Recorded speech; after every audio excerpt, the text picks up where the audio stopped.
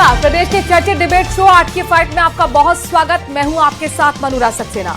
केंद्रीय सड़क परिवहन मंत्री नितिन गडकरी बुधवार को दिल्ली से कोटा तक सड़क मार्ग से सफर करते हुए एक्सप्रेसवे की जमीनी हकीकत को परखने निकले।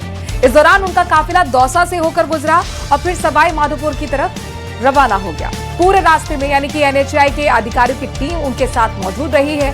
बैठकें भी हुई हैं। दौसा जिला प्रशासन ने भी पूरे दौरे के दौरान केंद्रीय मंत्री के काफिले के साथ समन्वय बनाए रखा और दौसा से निकलने के बाद केंद्रीय मंत्री का काफिला लालसोट की तरफ बढ़ गया और फिर सवाई माधोपुर जिले की सीमा में प्रवेश कर गया। इस दौरान उनका काफिला दौसा में हाल ही में हुए बस हादसे वाली लोकेशन पर नहीं रुका। वहां बिना ठहरे काफिला सीधे आगे बढ़ा और सवाई माधोपुर होते हुए कोटा की तरफ रवाना हो गया। कई बैठकें हुई, उसमें हाल ही में अभी खुद कोटा में नितिन गडकरी ने ऐलान किया है कि जल्द ही जो कमियां हैं उन्हें दुरुस्त किया जाएगा। गश्त बढ़ाने के भी निर्देश दिए हैं। तो ऐसे में क्या माना जाए कि रियलिटी टेस्ट के बाद बेहतर होने वाली स्थिति समझने की कोशिश करेंगे आज के फाइट में, लेकिन उससे पहले एक रिपोर्ट आपको दिखाते हैं।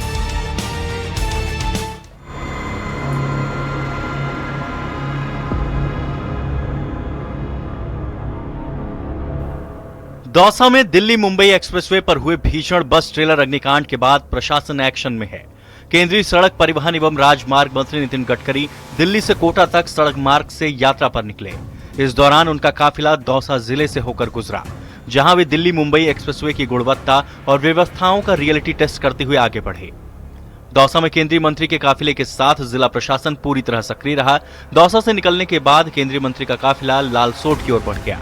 हाल ही में हुए बस हादसे की लोकेशन पर केंद्रीय मंत्री का काफिला नहीं रुका और बिना ठहरे सीधे सवाई माधोपुर होते हुए कोटा के लिए रवाना हो गया। केंद्रीय मंत्री की इस यात्रा को एक्सप्रेसवे की गुणवत्ता, सड़क सुरक्षा और निर्माण कार्यों के जमीनी आकलन के रूप में देखा जा रहा है। 1 जुलाई को दौसा में भीषण सड़क हादसा हुआ था और 6 लोग जिंदा जल गए थे। कुल 8 लोगों की मौत हुई थी।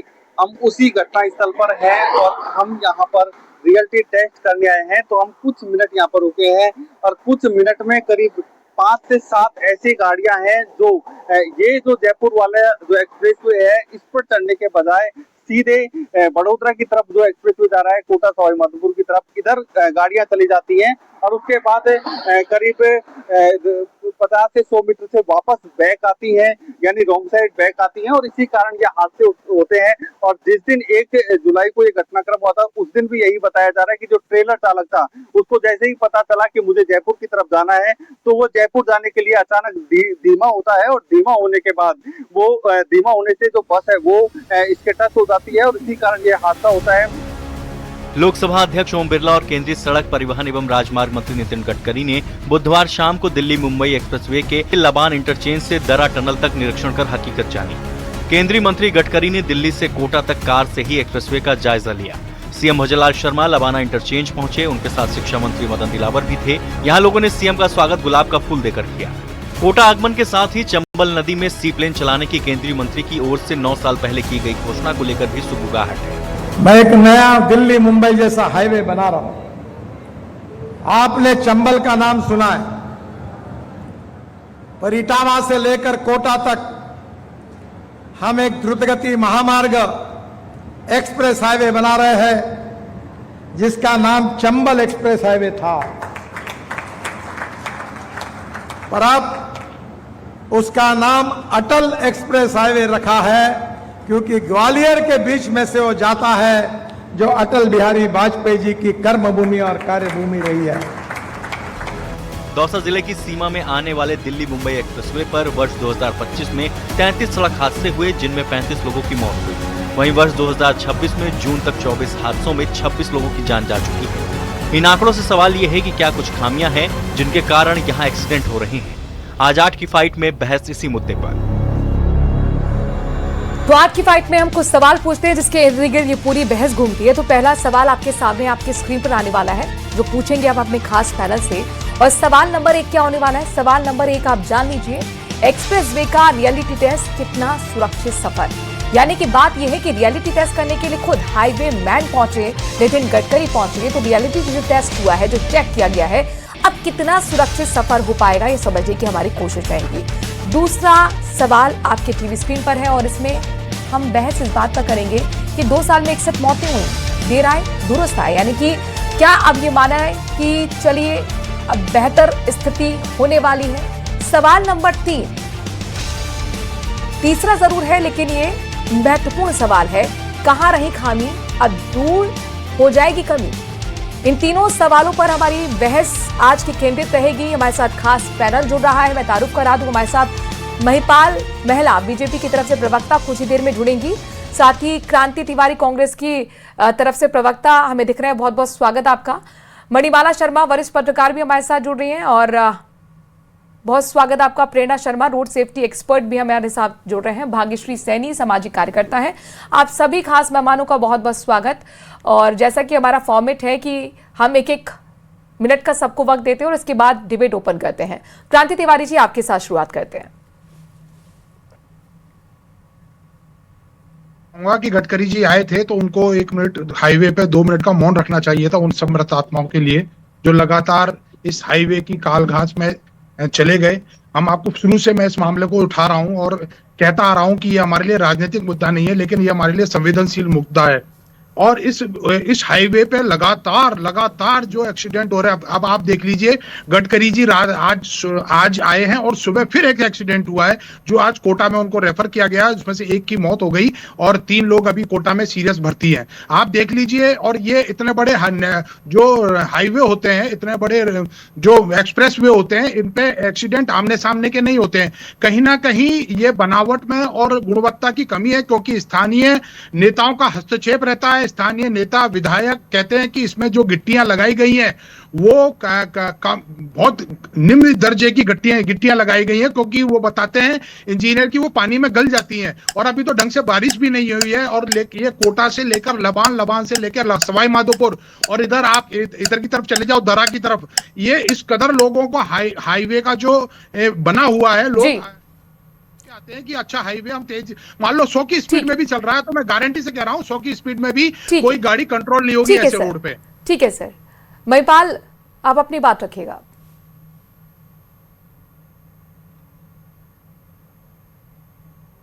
कदमों में जिस तरीके से राष्ट्रीय राजमार्गों का जो निर्माण हुआ है पिछले 12 वर्ष में, पूरे देश इस बात पे गर्व करता है कि 12 वर्षों में पहले एनएचआई सिर्फ 91,000 किलोमीटर के राष्ट्रीय राजमार्ग थे, आज वही 1,50,000 क्रॉस कर गए। 1,50,000 किलोमीटर राष्ट्रीय राजमार्ग बने हैं। एक्सप्रेसवे जो मात्र 1300 किलोमीटर हुआ करते थे, वो आज 6,000 किलोमीटर एक्सप्रेसवे पिछले आजादी से लेकर 2014 तक 1300 किलोमीटर एक्सप्रेसवे बने। और 14 के बाद 26 तक वही एक्सप्रेसवे 5,000 5,500 के आसपास बनकर बहुत सारी परियोजनाएं चल रही हैं। बड़े प्रोजेक्ट, चाहे अटल योजना हो, चाहे सुदर्शन सेतु हो, चाहे दिल्ली मुंबई एक्सप्रेसवे हो, चाहे आपका मैत्री सेतु हो, इस तरह के ऐसे तमाम बड़ी योजनाएं पिछले 12 साल में माननीय प्रधानमंत्री जी के मार्गदर्शन में आदरणीय नितिन गडकरी जी ने इस देश को देने का काम किया। जो एक्सीडेंट हो रहे हैं, बड़ा चिंताजनक विषय और गंभीर भी है। कहीं तकनीकी कोई खामी है तो उसको हम सुधारने का प्रयास करेंगे, पर इसका एक बड़ा कारण मनोराज जी ये भी है कि सुरक्षित गति से चलें और ट्रैफिक नियमों का पालन करें तो एक्सीडेंट कम हो। और कांग्रेस के प्रवक्ता मित्रों और अन्य जो साथी जो सुझाव देंगे तो ज्यादा बेहतर होगा कि कैसे हम इसको रोक पाए। तकनीकी रूप से जो खामियां हैं उसको तो हम ठीक करने का काम करेंगे, पर कैसे एक्सीडेंट को रोका जाए इस पे सबकी अपनी राय है, जिसको डिबेट ओपन करेंगे। अपनी तब बात रखिएगा, अभी 1-1 मिनट में अपनी बात रखनी है। मणिमाला जी हमारे साथ जुड़ गए। मणिमाला शर्मा वरिष्ठ पत्रकार हैं, स्वागत आपका। 1 मिनट में आप भी अपनी बात रखिएगा। ये बहुत ही ज्यादा, अगर मैं कहना चाहूंगी कि भीषण हादसों का जो ये है सिलसिला है, ये थम नहीं पा रहा है। और इसके लिए किसी पार्टी को या किसी उसको दोष देना, मंत्री को दोष देना या किसी को दोष देना नहीं लगता है कि दोष देना चाहिए, बल्कि हमें उन चीज़ों की खामियों पर काम करना चाहिए साथ मिलकर, ताकि आगे से भविष्य में इस तरह के हादसे ना हो। अब तक जो भी हादसे हुए हैं, मैं ये कहना चाहूंगी कि किसी के घर का कोई भी व्यक्ति जाता है तो वो उस दुख से ज्यादा बड़ा दुख कोई भी नहीं होता है। तो इन सब चीजों को सोचने के लिए, इन सब चीजों को समझने के लिए मैं माननीय परिवहन मंत्री जी से भी इस बात की गुजारिश करूंगी कि आप अपने लेवल पर इस चीज को अपने हाथ में लें। और जो भी, क्योंकि नेशनल हाईवे है, ये कोई स्टेट हाईवे के नाम पर हम इस चीज को नहीं छोड़ सकते, या गली मोहल्ले की सड़क नहीं है ये। इस पे लाखों आदमी रोज चलता है और लाखों आदमी टोल देता है। सबसे बड़ी बात है, हम टैक्स पे करते हैं और वो टैक्स पे करने के बाद में अगर हमको मूलभूत सुविधाएं नहीं मिलती हैं तो ये फिर सरकार की जिम्मेदारी होती है। प्रेरणा शर्मा जी, मैं एक बार तो पहले, मेरा नाम प्रेरणा सिंह है और मैं इसमें ये जोड़ना चाहूँगी, जैसा अभी हमारे भाजपा के प्रवक्ता साहब बोल रहे थे कि बहुत सारे हमने नेशनल हाईवेज और एक्सप्रेस हाईवेज बनाए हैं, और लेकिन हमारे को जो प्रॉब्लम है वो डेटा अगर हम बात करें तो जितनी ज़्यादा हम NHAI और नेशनल हाईवेज और एक्सप्रेस हाईवे बता रहे हैं तो उसका करीब करीब हमारा पूरी जो भारत की सड़कें उसका वो करीब 2 से 3% ही है, लेकिन मौतें जो हो रही हैं वो करीब करीब 35 से 40% केवल नेशनल हाईवेज और स्टेट हाईवेज पे हो रही है। तो ये एक चिंता का विषय है कि वहाँ पर वो मौतें हो रही हैं। दूसरा कारण जो है वो मैं ये कहना चाहूँगी कि हम कमियों पे अभी बात करेंगे, सुझाव भी देंगे, लेकिन जो एक सिस्टम की बात है कि केवल और केवल एक वाहन चालक है या इंजीनियर है या स्पीड की हमने बात की अभी, या सिर्फ हम डिजाइन बना रहे हैं, एक सिस्टम, ओवरऑल सिस्टम जो बाकी दुनिया के देशों में देखा गया है जहाँ पे दुर्घटनाएं कम हुई है, मौतें कम हुई है, हमसे ज्यादा हाईवे है, हमसे ज्यादा तेज गति में वहाँ पे लोग वाहन चलाते हैं, लेकिन वहाँ मौतों की जो संख्या है वो बहुत एकदम से कमी आई है। उसका एक कारण है कि उन्होंने जो पूरा एक सिस्टम है उसको इम्प्रूव किया है। ठीक है, भाग्यश्री सैनी जी आप भी अपनी बात रखिए, फिर ओपन करते हैं हम डिबेट। देखिए, बहुत अच्छी बात है। एक तरफ हम लोगों को गर्व महसूस होता है कि सरकार पे भरोसा पैदा होता है कि हाँ, ऑब्वियसली देश के जो सड़क परिवहन मंत्री हैं वो सड़क की गुणवत्ता की जांच कर रहे हैं, बहुत अच्छी बात है, और गडकरी जी ने तो सड़कों का जाल बिछाया। लेकिन दूसरी तरफ इम्पोर्टेंट ये है कि देश में इतने हाईवेज हैं, एक्सप्रेस वे हैं, ये जो गुणवत्ता की जांच मैं मानती हूँ तब पूर्ण होती है जब ये जो नीतिगत फैसले जो लेते हैं, नीतिगत जो इनके प्रयास है उनको बहुत प्रॉपर तरीके से इम्प्लीमेंट करते हैं। क्योंकि अगर इम्प्लीमेंट नहीं कर रहे हैं और आप सिर्फ एक एक्सप्रेस वे की गुणवत्ता की जांच करने के लिए, यात्रा के लिए आ गए, तो मुझे लगता है कि जो हमारा रियल मोटिव है, जो एक्सीडेंट्स हो रहे हैं या जो भी कमियां हैं, उनको हम कहीं भी दूर नहीं कर पा रहे। बस हम लोग डिबेट्स कर रहे हैं, हम लोग सिर्फ जांच कर रहे हैं, और वो जो AC में बैठ के हम लोग मैप्स देख रहे हैं, हम लोग ऑडिट्स कर रहे हैं, हम लोग सिर्फ डेटास देख रहे हैं। तो मुझे लगता है कि इम्प्लीमेंटेशन इज द ओनली की, कि कितना हम इम्प्लीमेंट कर पाते हैं और कितना बदलाव।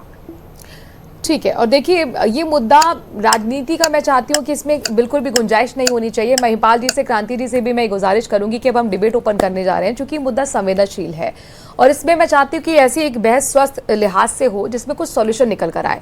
महिपाल जी, हाईवे मैन कहा जाता है नितिन गडकरी को, सड़कों का जाल बिछाया, बहुत अच्छी बात है, बधाई के पात्र है आपके सरकार, लेकिन जो व्यक्ति टोल टैक्स दे रहा है वो, उसके लिए सुरक्षा भी तो आप ही की जिम्मेदारी है।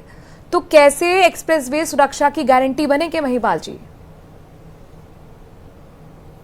देखिए मनोराज जी, इसमें 3 बातें निकल के आती हैं और 3 विषय हैं। पहला विषय कि विकसित भारत के बढ़ते कदमों में हमारा रोड कनेक्टिविटी के माध्यम से क्या योगदान है। तो पूरे देश में जिस तरीके से पिछले 12 वर्ष में विशेष रूप से एक सड़कों का बड़ा जाल बिछा है और जिससे यातायात सुगम हुआ, चाहे नेशनल हाईवेज हो, चाहे एक्सप्रेस वे हो, चाहे भारतमाला हो, चाहे बड़ी परियोजनाएं हो, ये तो उसका एक कि भाई हमने पिछले 12 वर्षों में क्या किया। कौन कर रहा है? दूसरा कश्मीर तक चले गए, ऐसे दुर्गम इलाके में चले गए जहाँ पॉसिबल नहीं था, वो तो हर कोई कह रहा है। यहाँ जितने भी गैस में सदस्य हैं वो सब कह रहे हैं। दूसरा विषय, अब जो मैं दूसरे विषय पे आ रहा हूँ, दूसरा विषय जो है, अब मैं जिस दूसरे विषय पे आ रहा हूँ, दूसरा विषय कि तकनीकी खामियां हमने जो बनाया है उसमें जरूरी नहीं है कि सारी चीजें बिल्कुल ठीक रही हो। आपकी क्या क्या तकनीकी खामियां रही हैं और हमारी खामियों की वजह से किसी की भी, एक व्यक्ति की भी कोई जान जाती है तो हमारे लिए बहुत चिंताजनक विषय। और देश में लगातार रोड एक्सीडेंट की घटनाएं बढ़ रही हैं, जो बड़ा गंभीर विषय है। अब इसमें आप क्या कर सकते हैं? NHAI के जो दोषी अधिकारी हैं, जिनकी लापरवाही रही है, जिनका कहीं कोई टेक्निकल फॉल्ट रहा है, उनको सस्पेंड करने का काम हुआ है। जो ठेकेदार जिन्होंने काम किया है, कई ऐसे बड़े प्रोजेक्ट वाले हजारों करोड़ों के ठेकेदारों को ब्लैकलिस्ट करने का काम किया है। पिछले 3 वर्ष में हमने 11 NHAI के अधिकारियों को सेवा काल से मुक्त किया है। तो ये बात इसलिए कह रहा हूं कि माननीय गडकरी साहब कितने संवेदनशील हैं कि हमारी सड़कें गुणवत्तापूर्ण भी बने और हमारी सड़कों पे एक भी किसी भी व्यक्ति का एक्सीडेंट की वजह से कोई जान नहीं जाए। तीसरा आता है राजनीतिक विषय, और हमारी सबकी संवेदनाएं उन परिवारों के साथ हैं जिन्होंने अपने लोगों को सड़क एक्सीडेंट के माध्यम से खोया। अब उसमें जिम्मेदारी हमारी भी बनती है, जो ड्राइविंग मोड में सड़कों पर रहता है, कि हम यातायात नियमों की कितनी पालनाएं करते हैं।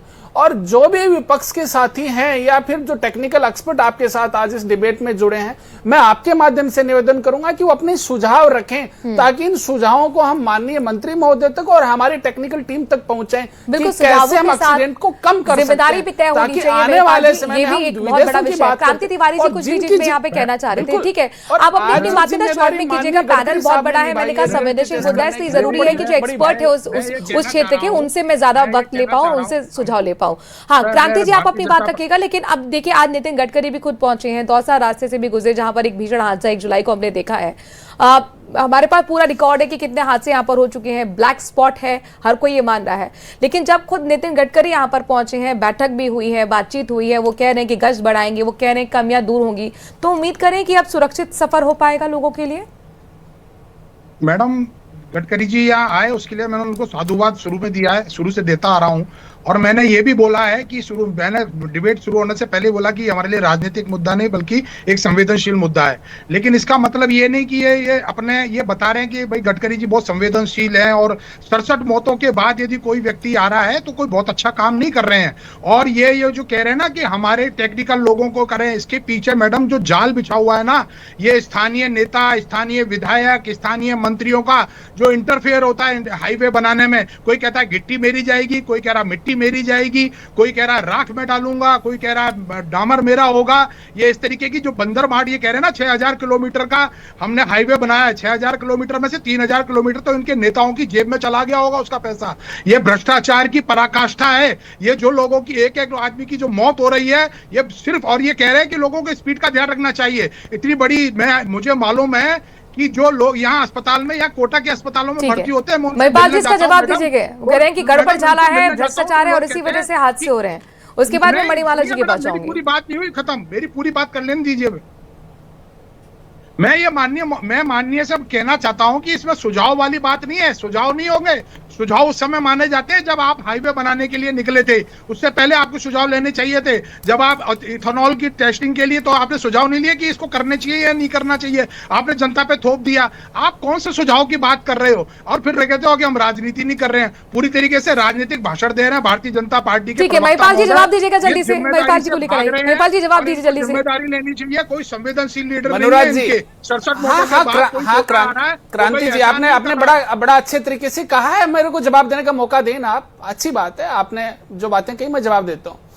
मनोराज जी, जिन्होंने हमेशा भ्रष्टाचार की पैदा की है, और तो हर खेत में उनको वही तो खरपतवार नजर आएगी। अब कांग्रेस ने जो किया है उनको वही चीजें तो नजर आएंगी। उनको ये नजर नहीं आएगा कि देश में किस तरीके से जीरो टॉलरेंस की नीति पे, और आपके पास कोई साक्ष्य है, सबूत है तो देना। आप मनगढ़ंत आरोप लगाने का अलग विषय है, और आपके पास किसी भी तरीके के कोई आरोप लगाने के लिए आपके पास साक्ष्य तो साक्ष्य दें सर। ऐसे मनगढ़ंत आरोप लगा के आप अपनी और अपनी पार्टी दोनों की हंसी उड़वा रहे हैं। क्रांति जी, आपके पास कोई साक्ष्य हैं तो न्यूज 18 पे आप दीजिएगा कि किस नेता की मिलीभगत है, किस नेता ने गिट्टी का ठेका ले रखा है, किस नेता ने 3000 एक्सप्रेस बढ़ाने का काम किया है। और जब आपके पास साक्ष्य नहीं है तो आप खुद की और अपनी पार्टी की किरकिरी कर रहे हैं सर। क्यों ऐसी बनवा रहे हैं बिना साक्ष्य की बातें करने वाले? और हम क्यों ना कहें, आपके पास कोई सुझाव है तो दें ना। आपके पास सुझाव नहीं है तो आप वो बातें कर रहे हैं करप्शन की। आपने जो करप्शन की जो फसल काटी आपको हर खेत में, वही तो खरपतवार नजर आएगी। और आपके पास साक्ष्य हैं तो आप दीजिए न्यूज 18 पे। मैं आपके सामने कह रहा हूँ, मनोराज जी इनसे लीजिए। आप बिना तैयारी के साथ आते हैं, मनगढ़ंत आरोप लगाते हैं जिनका कोई आधार नहीं है। आज की संवेदनशील विषय पर भी आपको राजनीति, हल्की राजनीति दिखाई दे रही है।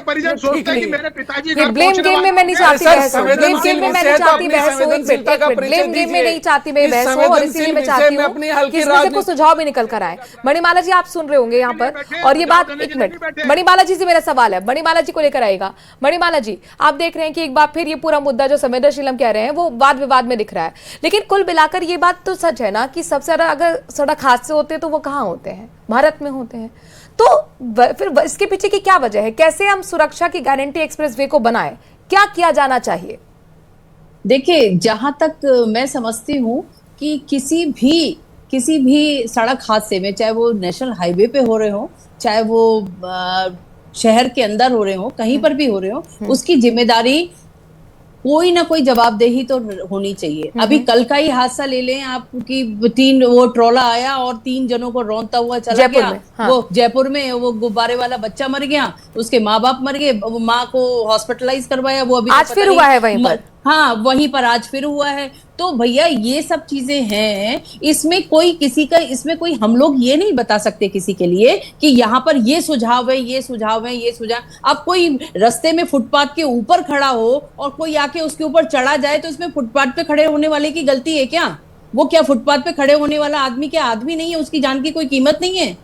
तो ये गति नियंत्रण करने का ये बात चल रही है कि भाई ये गति नियंत्रण नहीं कर रहे हैं, तो ये पुलिस वाले करते क्या है? ट्रैफिक पुलिस वाले अंदर कैसे आने देते हैं, कैसे खड़ा होने देते हैं, कैसे करते हैं? बजट तो ये बताइए। तो कुल मिलाकर आप कह रहे हैं सिस्टम मजबूत करना होगा जिसमें सबकी अपनी जिम्मेदारी होनी चाहिए, ट्रैफिक पुलिस की, प्रशासन की, एनएचएआई की। ठीक है, प्रेरणा शर्मा जी, चूंकि आप रोड सेफ्टी एक्सपर्ट हैं और मुझे लगता है कि आप बेहतर तरीके से हमें समझा पाएंगे कि आखिरकार ये जो हम खासतौर पर दिल्ली मुंबई एक्सप्रेसवे का जो जिक्र कर रहे हैं, दौसा का ही एक रिकॉर्ड है मेरे पास, और इस जिले में 2025 में 33 सड़क हादसे हुए हैं, इनमें से 35 लोगों की मौत हो गई है। 2026 में जून तक 24 हादसों में 26 लोगों की जान जा चुकी है। तो ये प्रेरणा शर्मा जी यहाँ पर क्यों हो रहा है? क्योंकि अगर हम यहाँ जो डीएम है सौम्या, उनकी कमेटी भी गठित थी उनके अध्यक्षता में, उन्होंने साफ तौर पर कहा कि एरो जो है वो क्लियर नहीं है, साइन बोर्ड्स क्लियर नहीं है, और ये 1 जुलाई वाला जो भीषण हादसा था उसमें भी ऐसा रहा। क्या सिर्फ यही कमियां हैं? आपको लगता है कि कुछ और चीजें हैं जिन पर जरूरी है फोकस करना?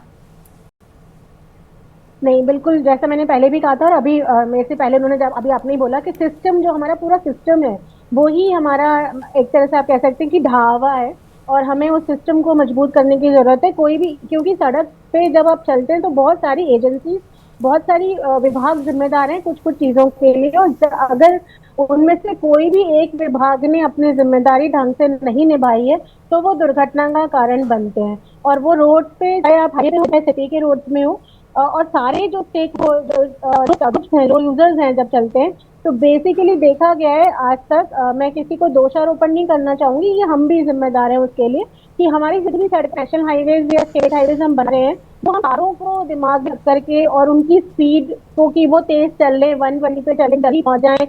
हम एडवर्टाइज भी ऐसे ही करते हैं कि आप दिल्ली दूर नहीं है, आप 2 घंटे में पहुंच जाएंगे। मतलब आप प्रमोट कर रहे हैं कि आपने ऐसा एक हाईवे बनाया है जिससे आप बहुत तेज गति से अपने वाहन को ले जा सकते हैं, और वो वाहन केवल कार्स है। बाकी और जो हमारे देश की सड़कों पे 2 व्हीलर्स चल रहे हैं, पदयात्री, जैसा अभी उन्होंने मेंशन किया कि पदयात्रियों के लिए तो हमने सोचा ही नहीं है कि वो भी ट्रैफिक का पार्ट है और उनके लिए हमें एक सुरक्षित जगह बनानी चाहिए, वो एक सिस्टम है। उसके बाद में जो साइनेजेस है, ऑफकोर्स साइनेजेस और जो रोड मार्किंग है उसका तो बहुत ही ज्यादा खराब हाल है। हमारा तकनीकी लेवल पे जो हमारे इंजीनियर्स महोदय हैं, मुझे लगता है उसके लिए हमारा जो अपडेटेड जो पढ़ाई कराने का सिस्टम है वो भी जिम्मेदार है कि हम इंजीनियर्स को जो आज की तारीख में जो सड़कें बननी चाहिए वैसे डिजाइन उनको नहीं पता है, वो 20 साल पुराने, 25 साल पुराने मॉडल को ही आज भी वो बना रहे हैं, तो उसका वो, और गाड़ियों की जो गति है वो मैच नहीं कर रही आपस में। बागरी सैनी जी, आप क्या मानती हैं, कैसे आप सुरक्षित सफर तय कर पाएंगे लोगों के लिए? क्योंकि मैं यहाँ पे 4 चीजें इंपॉर्टेंट मानती हूँ। मैं मानती हूँ कि इंडिविजुअल्स की जिम्मेदारी होती है, वो पी के चला रहे हैं, ओवर स्पीडिंग है, बट इस चीज को देखते हुए आप सिस्टम को दरकिनार नहीं कर सकते हैं। आप रोडों की स्थिति देखिए, यहाँ पे पुअर डिजाइन के रोड मिल जाएंगे आपको कि कोई साइंस नहीं है, यहाँ पे लैक ऑफ मेंटेनेंस मिल जाएगा। ऐसा मेंटेनेंस का हाल है कि एक बारिश नहीं हुई, बहते नाले, टूटी सड़कें, डूबा हुआ पानी में सड़क, ये हाल है। फॉल्टी लाइट्स आप देख लो, लाइट्स की स्थिति बहुत खराब है, और इम्प्लीमेंटेशन ऑफ लॉ तो बहुत पुअर है। तो मेरा तो ये मानना है कि आप इंडिविजुअल्स को जिम्मेदार ठहराते हैं, लेकिन सिस्टम की भी उतनी रिस्पॉन्सिबिलिटी है। दूसरी बात मैं यहाँ पे ये कहना चाहती हूँ, गडकरी जी आए हैं, विजिट किया, अरे देश में इतना सारा, इतने बड़े बड़े एक्सप्रेसवे हैं, एक एक्सप्रेसवे को आपने विजिट कर लिया, जो अधिकारी हैं वो आपको कितना वर्स्ट और कितना बेस्ट दिखा रहे हैं वो अधिकारी जानते हैं, क्योंकि वो उतना वर्स्ट तो अपनी कंडीशन बताएंगे नहीं। तीसरी चीज है, आप देखेंगे जितनी भी कंपनीज इनको बनाती है वो कितना झोलमाल है। मेरा ये मानना है कि देश के केंद्रीय मंत्री अगर एक हाईवे को विजिट कर रहे हैं तो क्या रिस्पांसिबिलिटी में इस तरीके के रियलिटी टेस्ट होते रहने चाहिए, बैठकें होते रहनी चाहिए, और जो कमियां हैं वो भी समय समय पर दुरुस्त होनी चाहिए। बहरहाल रिपोर्ट में बहुत सारी खामियां का जिक्र भी किया गया है।